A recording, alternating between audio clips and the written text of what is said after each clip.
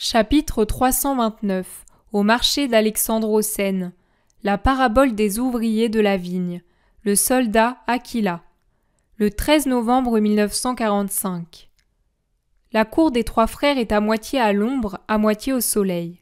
Elle est pleine de gens qui vont et viennent pour leurs achats, alors que de l'autre côté du porche, sur la petite place, on entend la rumeur du marché d'Alexandre-aux-Seines, avec le va-et-vient confus des acheteurs et des vendeurs, auquel se mêle le bruit des ânes, des brebis, des agneaux, des poules.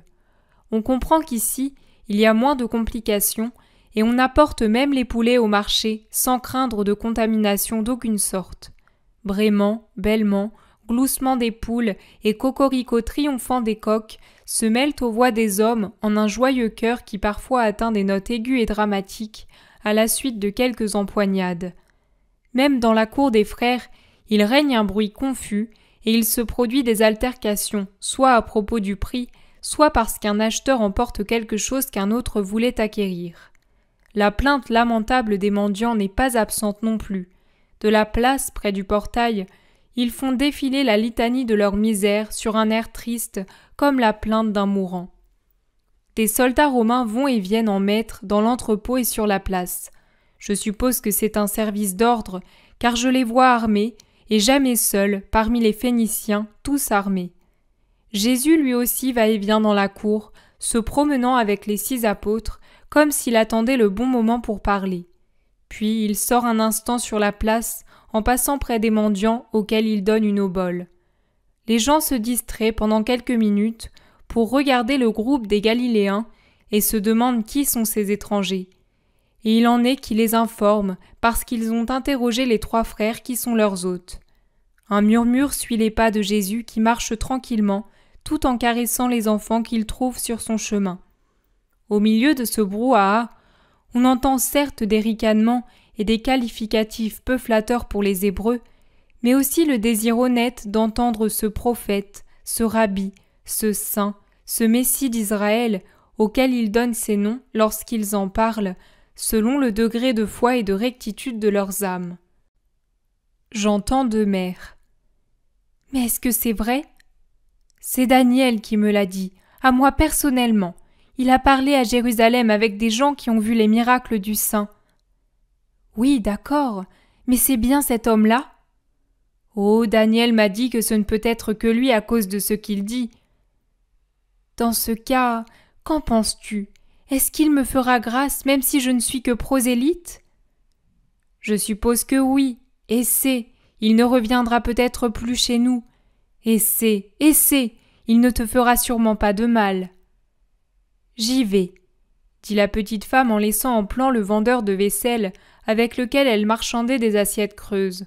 Le vendeur qui a entendu la conversation des 2 femmes, déçu, irrité à cause de la bonne affaire qui s'en va en fumée, s'en prend à la femme qui est restée et la couvre d'injures telles que « prosélyte maudite, sang d'hébreu, femme vendue », etc.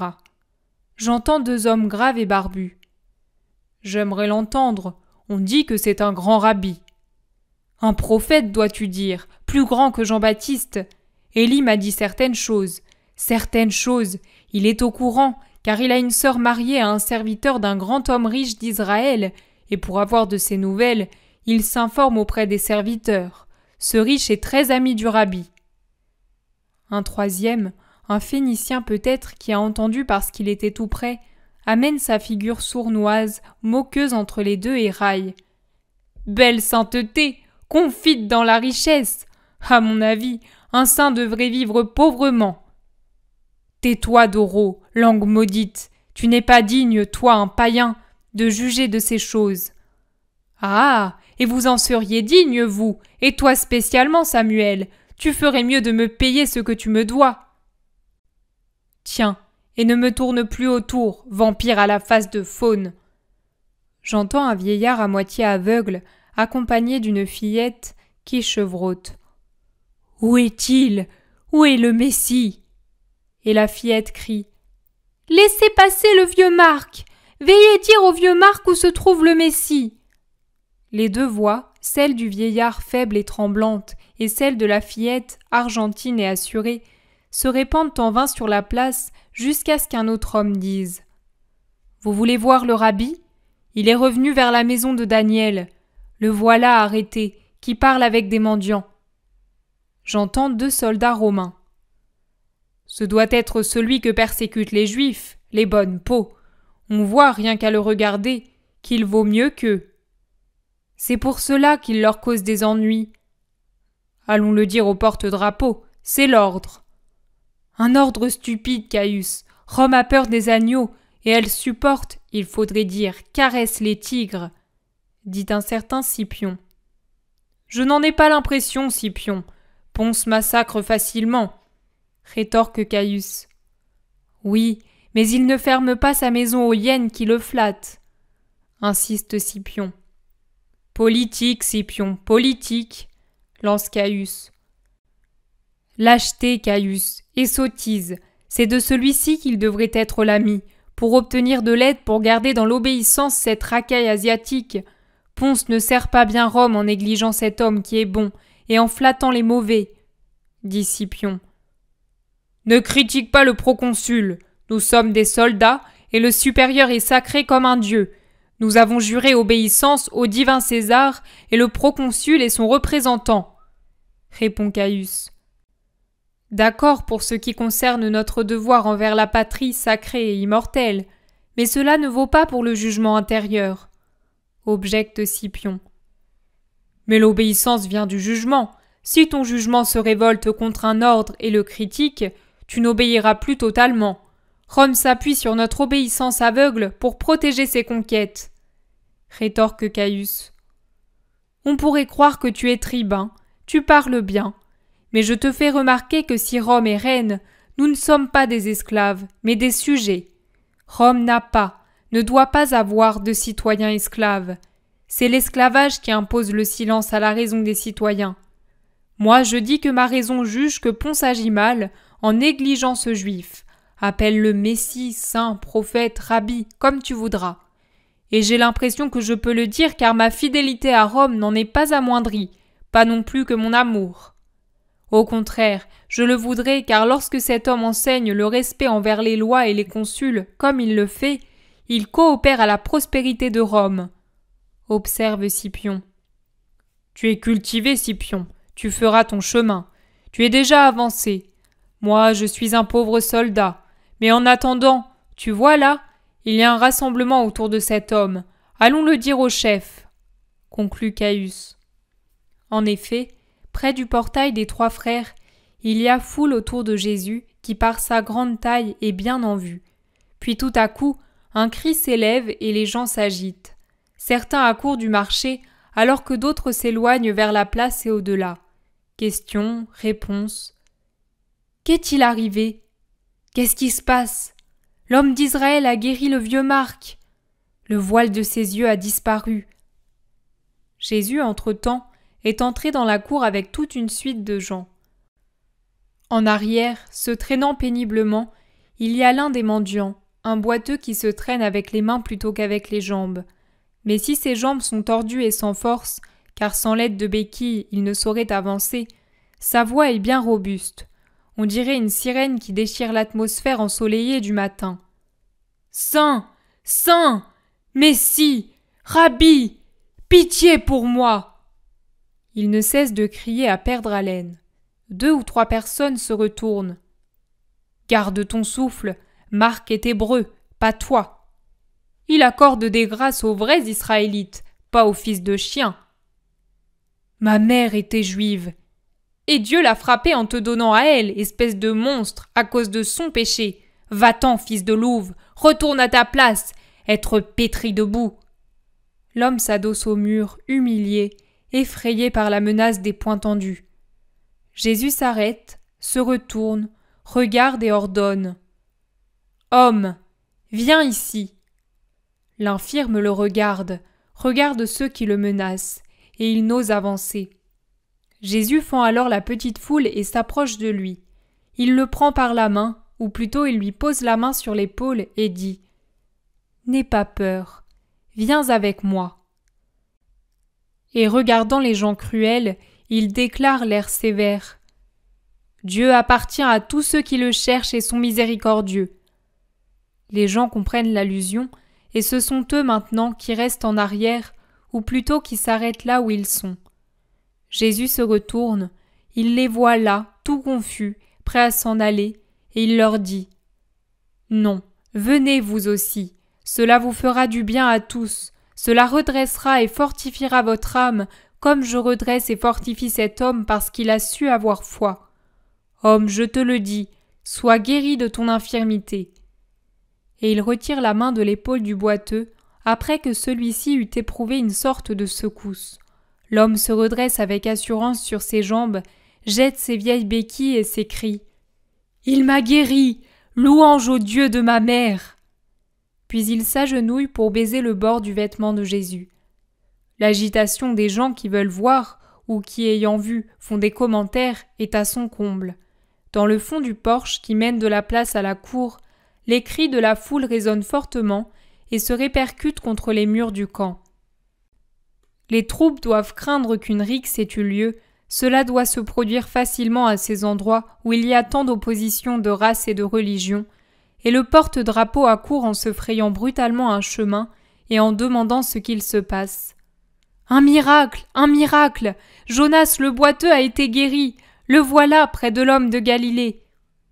Les soldats se regardent les uns les autres. Ils ne parlent pas, jusqu'à ce que toute la foule se soit écoulée.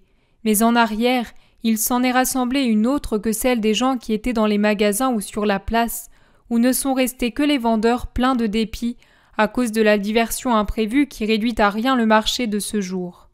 Puis, voyant passer un des trois frères, il demande « Philippe, sais-tu ce que va faire maintenant le rabbi ?»« Il parle, il enseigne, et cela dans ma cour !» dit Philippe tout joyeux. Les soldats s'interrogent. Rester, s'en aller. Le chef nous a ordonné de surveiller. Qui? L'homme? Mais pour lui, nous pourrions jouer au dé une amphore de vin de Chypre, dit Scipion, le soldat qui auparavant défendait Jésus auprès de son compagnon. Moi, je dirais que c'est lui qui a besoin qu'on le protège, pas le droit de Rome. Vous le voyez là-bas? De tous nos dieux, aucun n'est si doux, et pourtant d'aspect si viril. Cette racaille n'est pas digne de le posséder, et les indignes sont toujours mauvais. Restons pour le protéger. À l'occasion, nous le tirerons d'affaire et nous caresserons les épaules de ces galériens, ajoute un autre avec un mélange de moquerie et d'admiration. Tu parles bien, Pudens. D'ailleurs, Attius, va appeler Procore le chef. Il rêve toujours de complot contre Rome et d'avancement pour lui, pour récompenser son activité toujours en éveil pour le salut du divin César et de la déesse Rome, mère et maîtresse du monde. Il pourra se persuader qu'il n'acquérera ici ni brassard ni couronne. Un jeune soldat part en courant et revient de même. Procore ne vient pas, il envoie le triaire Aquila. Bien, bien, mieux vaut lui que Cecilius Maximus lui-même. Aquila a servi en Afrique, en Gaule, et il a été dans les forêts cruelles qui nous ont enlevé Varus et ses légions. Il connaît les Grecs et les Bretons, et il a un bon flair pour s'y reconnaître. Oh, salut! Voilà le glorieux Aquila! Viens, apprends-nous, à nous, misérables, à reconnaître la valeur des êtres. Vive Aquila, chef des troupes!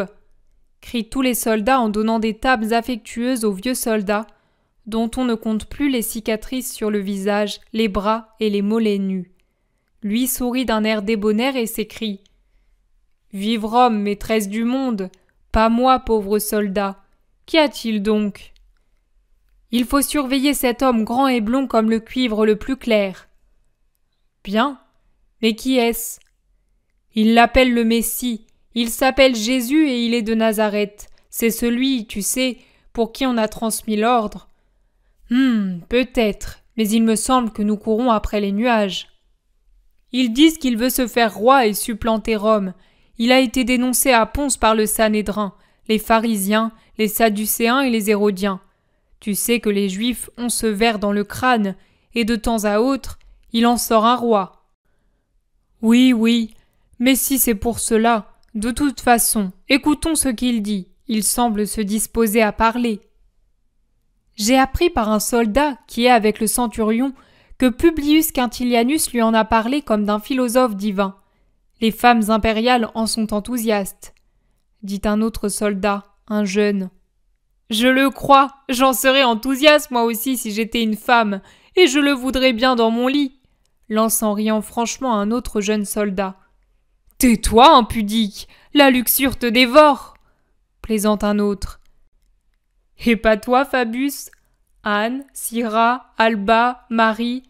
Tais-toi, Sabinus, il parle et je veux écouter, ordonne le trière. Tous se taisent. Jésus est monté sur une caisse installée contre un mur, il est donc bien visible par tout le monde. Sa douce salutation a déjà retenti, et elle a été suivie par ces mots. Enfant d'un unique Créateur, écoutez. Puis, dans le silence attentif des gens, il poursuit.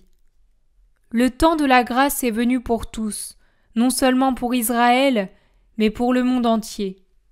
Hébreux, qui vous trouvez ici pour diverses raisons, prosélytes, phéniciens, païens, écoutez tous la parole de Dieu, comprenez la justice, connaissez la charité. Si vous possédez la sagesse, la justice et la charité, vous aurez le moyen d'arriver au royaume de Dieu, à ce royaume qui n'est pas réservé aux seuls fils d'Israël, mais à tous ceux qui désormais aimeront le vrai, l'unique Dieu, et croiront à la parole de son Verbe. Écoutez, je suis venu de si loin, non pas avec des visées d'usurpateur, ni avec la violence d'un conquérant. Je suis seulement venu pour être le sauveur de vos âmes. La puissance, la richesse, les charges ne me séduisent pas. Elles ne sont rien pour moi, et je ne les regarde même pas. Ou plutôt, je les regarde pour m'en détourner parce qu'elles me font pitié, car ce sont autant de chaînes pour retenir votre âme prisonnière en l'empêchant de venir au Seigneur éternel, unique, universel, saint et béni. Je les regarde et les considère comme les plus grandes misères. Et je cherche à guérir les hommes de leurs fascinantes et cruelles tromperies qui séduisent les êtres humains, pour qu'ils puissent s'en servir avec justice et sainteté, non comme des armes cruelles qui blessent et tuent l'homme, et toujours pour commencer, l'âme de ceux qui ne savent pas s'en servir saintement. Mais en vérité, je vous dis que pour moi, il est plus facile de guérir un corps difforme qu'une âme difforme. Il est plus facile de donner la lumière à des pupilles éteintes, la santé à un corps qui meurt, que de donner la lumière aux esprits et la santé aux âmes malades. Pourquoi cela ? Parce que l'homme a perdu de vue le but véritable de sa vie et se laisse absorber par ce qui est transitoire. L'homme ne sait pas faire le bien ou ne s'en souvient pas, ou s'il s'en souvient, il ne veut pas obéir à cette sainte injonction du Seigneur. Et je parle aussi pour les païens qui m'écoutent, car le bien existe à Rome, comme à Athènes, en Gaule, comme en Afrique. En effet, la loi morale existe sous tous les cieux, dans toute religion, dans tout cœur droit. Et les religions, depuis celle de Dieu jusqu'à celle de la morale particulière, disent que ce qu'il y a de meilleur en nous survit et que le sort de chacun sera fixé de l'autre côté selon la façon dont il se sera comporté. La fin de l'homme est donc la conquête de la paix dans l'autre vie, non pas la ripaille, l'usure, la domination, le plaisir, ici-bas, pour un temps limité qu'il faut payer pendant l'éternité par des tourments très durs. Eh bien, l'homme ignore ou ne se rappelle pas ou ne veut pas se rappeler cette vérité. S'il ne la connaît pas, il est moins coupable. S'il l'a oubliée, il a une certaine culpabilité, car il faut garder la vérité allumée comme un saint flambeau dans les âmes et dans les cœurs. Mais s'il ne veut pas s'en souvenir, et si quand elle flambe, il ferme les yeux pour ne pas la voir en la haïssant comme la voix d'un orateur pédant, alors sa faute est grave, très grave. Et pourtant, Dieu la lui pardonne, si l'âme répudie sa mauvaise façon d'agir et se propose de poursuivre, pour le reste de sa vie, la vraie fin de l'homme qui est de conquérir la paix éternelle dans le royaume du vrai Dieu. Avez-vous jusqu'à maintenant suivi une mauvaise route ? Si vous vous êtes avili, pensez-vous qu'il soit trop tard pour prendre le bon chemin ? Est-ce que, désolé, vous dites « Je ne savais rien de tout cela, et maintenant je suis ignorant et je ne sais pas m'y prendre » ? Non, ne pensez pas qu'il en est comme des choses matérielles et qu'il faut beaucoup de temps et de peine pour rectifier ce qui a déjà été fait. mais avec sainteté.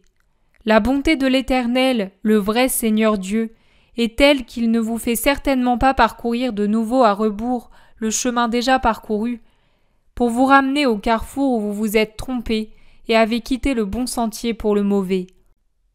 Elle est si grande que dès l'instant où vous dites « Je veux appartenir à la vérité », c'est-à-dire à Dieu, parce que Dieu est vérité, lui, par un miracle tout spirituel, répand en vous la sagesse par laquelle d'ignorants, vous devenez possesseurs de la science surnaturelle comme ceux qui la possèdent depuis des années. Être sage, c'est vouloir Dieu, aimer Dieu, cultiver son esprit, tendre au royaume de Dieu, en répudiant tout ce qui est chair, monde et Satan. La sagesse, c'est l'obéissance à la loi de Dieu, qui est loi de charité, de continence, d'honnêteté. Être sage, c'est aimer Dieu de tout son être, aimer son prochain comme soi-même. Ce sont les deux éléments indispensables pour être sage de la sagesse de Dieu. Et notre prochain n'est pas seulement ceux de notre sang, de notre race et de notre religion, mais tous les hommes, riches ou pauvres, sages ou ignorants, juifs, prosélytes, phéniciens, grecs, romains. Jésus est interrompu par des cris menaçants de certains forcenés. Il les regarde et reprend. « Oui, c'est cela l'amour. Je ne suis pas un maître servile. Je dis la vérité, car c'est ce que je dois faire pour semer en vous ce qui est nécessaire pour la vie éternelle. Que cela vous plaise ou non, je dois vous le dire pour faire mon devoir de rédempteur. À vous d'accomplir le vôtre d'hommes qui ont besoin de rédemption. Aimez donc votre prochain, tout votre prochain, d'un saint amour. Non pas d'un louche concubinage d'intérêt, pour lequel est anathème le Romain, le Phénicien, le prosélyte ou vice-versa, tant que ne se mêle pas la sensualité ou l'argent, alors que s'il y a soif de sensualité ou intérêt d'argent, les anathèmes disparaissent. La foule gronde de nouveau, alors que les Romains de leur place dans l'atrium s'écrient « Par Jupiter, cet homme parle bien !» Jésus laisse la rumeur se calmer et reprend « Aimons le prochain comme nous voudrions être aimés, car cela ne nous fait pas plaisir d'être maltraités, soumis à des vexations, volés, opprimés, calomniés, insultés. Les autres ont la même susceptibilité nationale ou personnelle. Ne nous faisons donc pas mutuellement le mal que nous ne voudrions pas qu'on nous fasse. Être sage, c'est obéir aux 10 commandements de Dieu. Je suis le Seigneur ton Dieu, n'en est pas d'autre que moi, n'aie pas d'idole, ne leur rends pas de culte. N'invoque pas le nom de Dieu en vain, c'est le nom du Seigneur ton Dieu, et Dieu punira celui qui le galvaude sans raison, ou pour des imprécations, ou encore pour valider un péché. Souviens-toi de sanctifier les fêtes, le sabbat est sacré pour le Seigneur qui s'y est reposé de la création et l'a béni et sanctifié. Honore ton père et ta mère afin de vivre en paix longuement sur la terre et éternellement au ciel. Ne tue pas, ne commets pas d'adultère, ne vole pas, ne parle pas faussement contre ton prochain, ne convoite pas la maison, la femme, le serviteur, la servante, le bœuf, l'âne de ton prochain, ni quoi que ce soit d'autre qui lui appartient. Cela c'est la sagesse. Celui qui agit ainsi est sage, et il conquiert la vie et le royaume sans fin. Donc à partir d'aujourd'hui, proposez-vous de vivre selon la sagesse en la faisant passer avant les pauvres jouissances de la terre. Que dites-vous ? Parlez. Vous dites qu'il est tard ? Non. Écoutez une parabole. Un maître sortit au point du jour pour engager des travailleurs pour sa vigne, et il convint avec eux d'1 denier pour la journée. Il sortit de nouveau à l'heure de tierce, et réfléchissant que les travailleurs engagés étaient peu nombreux, voyant d'autre part sur la place des travailleurs désœuvrés qui attendaient qu'on les embauche, il les prit et leur dit « Allez à ma vigne, et je vous donnerai ce que j'ai promis aux autres. » Et ils y allèrent. Il sortit à Sexte et à None, et il en vit d'autres encore. Il leur dit « Voulez-vous travailler dans mon domaine ? Je donne 1 denier par jour à mes ouvriers. » Ces derniers acceptèrent et ils y allèrent. Il sortit enfin vers la 11e heure, et il en vit d'autres qui paraissaient au coucher du soleil. « Que faites-vous ainsi, oisifs? N'avez-vous pas honte de rester à ne rien faire toute la journée? Leur demanda-t-il. Personne ne nous a engagés. Nous aurions bien voulu travailler et gagner notre nourriture, mais personne n'a eu besoin de nous. Eh bien moi, je vous embauche pour ma vigne. Allez-y, et vous aurez le même salaire que les autres. Il parla ainsi, car c'était un bon maître, et il avait pitié de l'humiliation de son prochain. Le soir venu, et les travaux terminés, l'homme appela son intendant et lui dit « Appelle les travailleurs et paie-leur leur salaire selon ce que j'ai fixé, en commençant par les derniers, qui sont les plus nécessiteux, puisqu'ils n'ont pas eu pendant la journée la nourriture que les autres ont reçue une fois ou plusieurs fois, et qui par reconnaissance pour ma pitié ont travaillé plus que tous. Je les ai observés. Renvoie-les, pour qu'ils aillent prendre le repos qu'ils ont bien mérité, et jouir avec leur famille du fruit de leur travail. » Et l'intendant fit ce que le maître ordonnait, en donnant à chacun un denier. Vinrent en dernier ceux qui travaillaient depuis la première heure du jour. Ils furent étonnés de ne recevoir eux aussi qu'un seul denier, et ils se plaignirent entre eux et à l'intendant qui leur dit « C'est l'ordre que j'ai reçu, allez vous plaindre au maître et pas à moi. » Ils y allèrent et dirent « Tu n'es pas juste. Nous avons travaillé 12 heures, d'abord à la rosée, et puis au soleil ardent. Enfin, de nouveau dans l'humidité du soir, et tu nous as donné le même salaire qu'à ces paresseux qui n'ont travaillé qu'1 heure. Pourquoi cela ?» L'un d'eux surtout élevait la voix en se déclarant trahi et indignement exploité. « Mon ami, en quoi t'ai-je fait tort? De quoi ai-je convenu avec toi à l'aube? Une journée de travail continu pour un denier de salaire. N'est-ce pas vrai? » « C'est vrai, mais tu as donné la même chose à ceux qui ont si peu travaillé. » « N'as-tu pas accepté ce salaire qui te paraissait convenable? »« Oui, j'ai accepté, parce que les autres donnaient encore moins. »« T'ai-je maltraité? »« Non, en toute conscience, non. »« Je t'ai accordé un long repos pendant le jour, ainsi que de la nourriture, n'est-ce pas? Je t'ai donné 3 repas. Or, la nourriture et le repos n'étaient pas dans le contrat, n'est-ce pas? » Non, il n'y était pas. Dans ce cas, pourquoi donc les as-tu acceptés?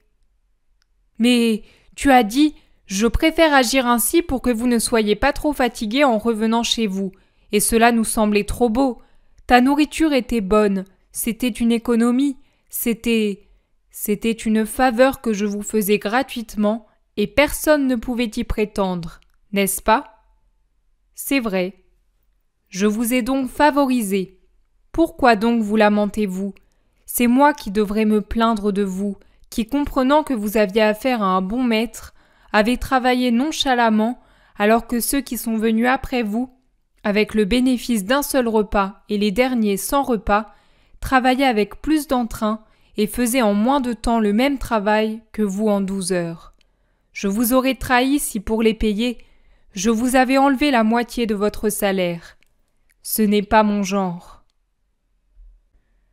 Prends donc ce qui te revient, et va-t'en. Voudrais-tu venir chez moi pour m'imposer tes volontés? Moi je fais ce que je veux et ce qui est juste. Ne récrimine pas et ne me porte pas à l'injustice. Je suis bon. Ô vous tous qui m'écoutez, je vous dis en vérité que Dieu le Père propose à tous les hommes les mêmes conditions et promet un même salaire. Celui qui se met au service du Seigneur avec zèle sera traité par lui avec justice, même s'il n'a pas beaucoup travaillé à cause de l'imminence de sa mort. En vérité, je vous dis que ce ne sont pas toujours les premiers qui seront les premiers dans le royaume des cieux, et que là-haut, on verra des derniers devenir les premiers, et d'autres qui étaient les premiers être les derniers. On y verra beaucoup d'hommes qui n'appartiennent pas à Israël être plus saints que beaucoup d'Israélites. Je suis venu appeler tout le monde au nom de Dieu. Mais si les appelés sont nombreux, les élus sont peu nombreux, car peu nombreux sont ceux qui veulent la sagesse. Celui qui vit du monde et de la chair et non pas de Dieu n'est pas sage. Il n'est sage ni pour la terre ni pour le ciel. Car sur la terre, il s'attire des ennemis, des punitions, des remords. Et pour le ciel, il perd tout pour l'éternité. Je le répète, soyez bons avec votre prochain, quel qu'il soit. Soyez obéissants et laissez à Dieu le soin de punir celui qui donne des ordres injustes. Soyez continents en sachant résister au sens, honnêtes en résistant à l'or. Soyez cohérents pour déclarer anathème ceux qui le méritent, et vous refusez à le faire quand cela vous semble juste, quitte ensuite à établir des relations avec ceux dont vous aviez d'abord maudit l'idée. Ne faites pas aux autres ce que vous ne voudriez pas qu'on vous fasse, et alors… Mais va-t'en, ennuyeux prophète! Tu nous as saboté le marché! Tu nous as enlevé les clients! Crient les marchands en faisant irruption dans la cour. Et ceux qui avaient murmuré aux premiers enseignements de Jésus, pas seulement des Phéniciens, mais aussi des Hébreux qui se trouvent dans la ville pour je ne sais quel motif, s'unissent aux marchands pour l'insulter, le menacer et surtout pour le chasser. Jésus ne plaît pas parce qu'il ne pousse pas au mal. Il croise les bras et regarde attristé, solennel. Les gens divisés en deux parties en viennent aux mains pour défendre ou attaquer le Nazaréen. Insultes, louanges, malédictions, bénédictions, apostrophes telles que « Les pharisiens ont raison, tu es vendu à Rome, un ami des publicains et des courtisanes !» Ou au contraire « Taisez-vous, blasphémateurs, c'est vous qui êtes vendus à Rome, Phéniciens d'enfer ! Vous êtes des satans! Que l'enfer vous engloutisse! Sortez, allez-vous-en! Hors d'ici, voleurs qui venez faire le marché ici, usuriers !» Et ainsi de suite. Les soldats interviennent alors. Ce n'est pas lui qui met le trouble, il le subit. Et de leurs lances, ils font évacuer la cour et ferment le portail. Ils restent avec Jésus, les 3 frères prosélytes et les 6 disciples. « Mais comment vous est-il venu à l'idée de le faire parler ?» demande le trière aux 3 frères. « Il y en a tant qui parlent, » répond Élie. « Oui, et il ne se passe rien, car ils enseignent ce qui plaît à l'homme. Mais ce n'est pas cela qu'il enseigne, lui, et il ne le digère pas. » Le vieux soldat regarde avec attention Jésus qui est descendu de sa place et qui se tient debout, comme absent. Au dehors, la foule est toujours en effervescence. Aussi, on fait sortir d'autres troupes de la caserne et avec elles le centurion en personne. Ils frappent et se font ouvrir, alors que d'autres restent pour repousser aussi bien ceux qui crient « Vive le roi d'Israël !» que ceux qui le maudissent. Le centurion s'approche, en colère, et il s'en prend violemment au vieil Aquila. « C'est ainsi que tu fais respecter Rome, toi, en laissant acclamer un roi étranger sur une terre soumise ?» Le vieux soldat salue avec froideur et répond. Il enseignait le respect et l'obéissance, et il parlait d'un royaume qui n'est pas de cette terre. C'est pour cela qu'ils le haïssent, car il est bon et respectueux. Je n'ai pas trouvé de motif d'imposer le silence à quelqu'un qui n'attaquait pas notre loi. Le centurion se calme et bougonne. Alors c'est une nouvelle sédition de cette infecte racaille. C'est bien, donnez l'ordre à l'homme de s'en aller sur le champ. Je ne veux pas d'histoire ici. Obéissez et escortez-le hors de la ville dès que la voie sera libre. Qu'il aille où ça lui plaira, aux enfers s'il le veut, mais qu'il sorte de ma juridiction, compris ? Oui, nous allons le faire. Le centurion tourne le dos en faisant briller sa cuirasse et ondoyer son manteau pourpre et s'éloigne sans même regarder Jésus.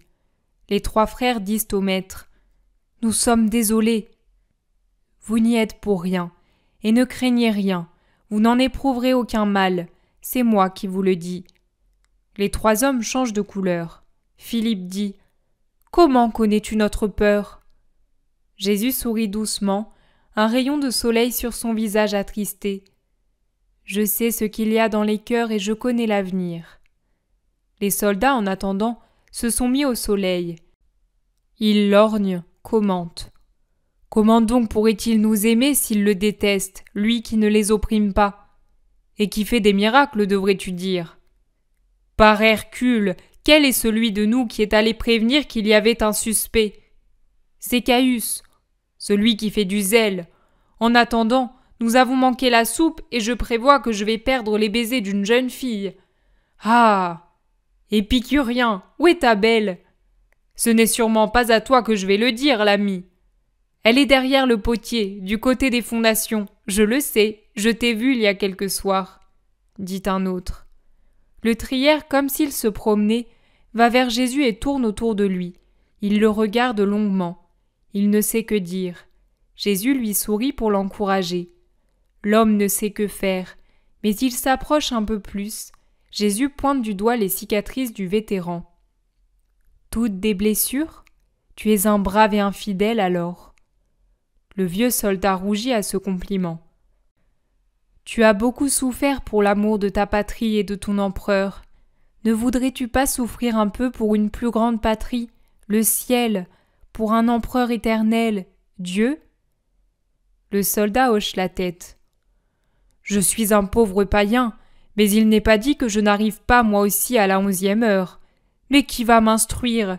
Tu vois, ils te chassent, et ce sont là des plaies qui font mal, pas comme les miennes.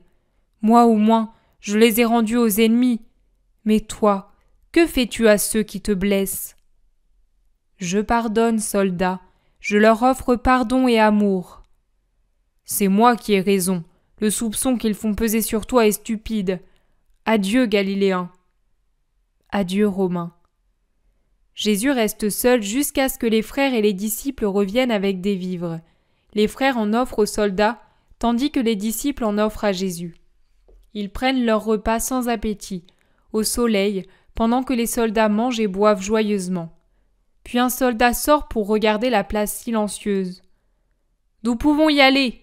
crie-t-il. « Ils sont tous partis. Il n'y a plus que les patrouilles. » Jésus se lève docilement, bénit et réconforte les 3 frères auxquels il donne rendez-vous pour la Pâque à Gethsémani, et il sort, encadré par les soldats, ses disciples humiliés derrière lui, et ils suivent la route vide jusqu'à la campagne.